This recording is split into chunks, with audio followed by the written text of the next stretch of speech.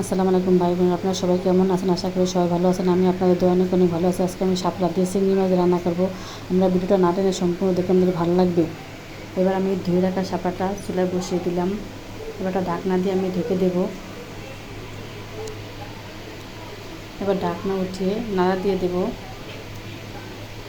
আমি কিন্তু ভাপ দিয়ে শাপলার কালো পানিটা ফেলে দেব। এবার ভালোভাবে আমি নাড়া দিয়ে দেব।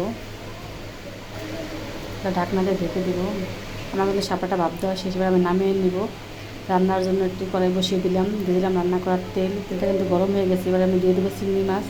চিংড়ি মাছটা তেলে আমি ভেজে নেব। মাছটা ভেজে নেওয়া শেষ। এবার দেবো পেঁয়াজ রসুন বাটা, দিয়ে মাছের সাথে আমি ভালোভাবে এটাকে কষিয়ে নেব। মশলাটা কিন্তু কষানো শেষ। এবার দেবো পানি।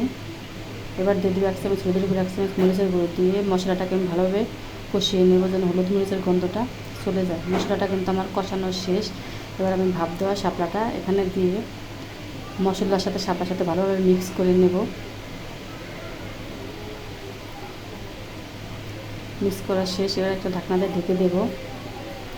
ঢাকনা উঠে একটু নাড়া দিয়ে দেবো, যেন নিচে লেগে না যায়। শাপলাটা কিন্তু আমার কষানো শেষ। এবার দিয়ে দেবো অল্প পানি, দিয়ে নাড়া দিয়ে একটা ঢাকনা দিয়ে ঢেকে দেব। এবার দিয়ে দেবো ঝাল করার জন্য কাটা কাঁচামরিচ। ভাই বোনেরা, শাপলা দিয়ে চিংড়ি মাছ যদি আমার ভালো লাগে লাইক দিয়ে সাবস্ক্রাইব করে চ্যানেলটার সাথে থাকুন বিভিন্ন রান্না দেখার জন্য।